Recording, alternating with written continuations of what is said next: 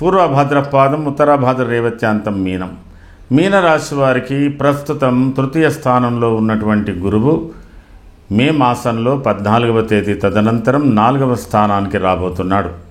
ప్రస్తుతం ద్వితీయ స్థానంలో ఉన్నటువంటి రవి మే 14-15వ తేదీలో 3వ స్థానానికి అత్యంత అనుకూలంగా రాబోతున్నాడు. మీ రాశిలో ఉన్నటువంటి రాహువు శని యొక్క కలయిక ఈ యొక్క మాసం 18వ తేదీన రాహు మీనరాశిని వదిలి కుంభరాశిలోకి రాబోతున్నాడు.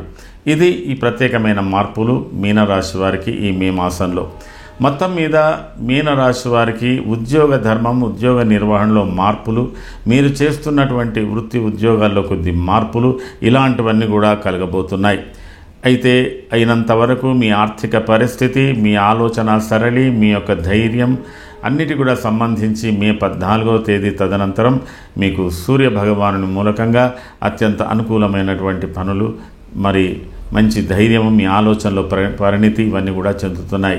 అర్థసిద్ధి, సదారోగ్య, బంధుమిత్ర సమాగమ, అర్థలాభం, పుత్ర సౌఖ్యం ఇత్యాదులన్నీ కూడా మీకు లభించేటువంటి అవకాశాలు ఉన్నాయి. చతుర్థ గురువు కూడా కొంతవరకు యాచించబెడతాడు. ఎవరితోటన్నా యాచనం బుద్ధి తేజోహాని ధన దేశత్యాగం, కొంతమందికి చాలా ప్రయాణాలు చేసేటువంటి అవకాశాలు కూడా కనబడుతున్నాయి. పంచమ కుజుడు కూడా మీకు అప్పుడు అడపాదడప కొద్దిగా ఉద్రేకాలు, ఉద్వేగాలు, ఆకస్మిక కలహాలు కూడా కలుగజేస్తున్నాడు. ద్వితీయ బుధుడు అనుకూలమైన ఫలితాలు మీకు ఇచ్చేటువంటి అవకాశాలు ఉన్నాయి. వ్యయ రాహువు కూడా మరింత ఇబ్బంది పెట్టకుండా కొద్దిగా ఆయన కూడా మంచి మార్పులే ఇచ్చే అవకాశాలు మీకున్నాయి. పూర్వభద్ర నక్షత్ర జాతకులకు ఈ మాసమంతా కూడా సర్వత్రా మంచి ఫలితాలు, కుటుంబ సౌఖ్యం, గృహ సౌఖ్యం, తర్వాత సామాజిక గౌరవం ఇత్యాది గౌరవాలను కూడా పొందుతాడు. ఎన్ని ఇబ్బందులున్నా కూడా మంచి ఫలితాలు పూర్వభద్ర నక్షత్ర జాతకులు పడబోతున్నారు. ఉత్తరాభాద్ర సంబంధించినటువంటి జాతకులు ఈ మాసంలో చాలా వరకు ప్రథమ భాగంలో 1-2 వారాలు కొద్దిగా ఇబ్బందిగా ఉన్నా 3-4వ వారంలో మీ ఆర్థిక పరిస్థితులు బాగానే ఉంటాయి. కొంతవరకు ఆరోగ్యం విషయంలో కొంచెం చూసుకోండి, కోపతాపాలకు దూరంగా ఉండండి. తర్వాత ఎవరితో కూడా విరోధ పడకుండా ఉండడానికి కూడా చూసుకోవడానికి ప్రయత్నం చేయండి. రేవతి నక్షత్ర జాతకులకు కూడా ఈ మాసం 18వ తేదీ తర్వాత మీకు కొంత మార్పులు రాబోతున్నాయి.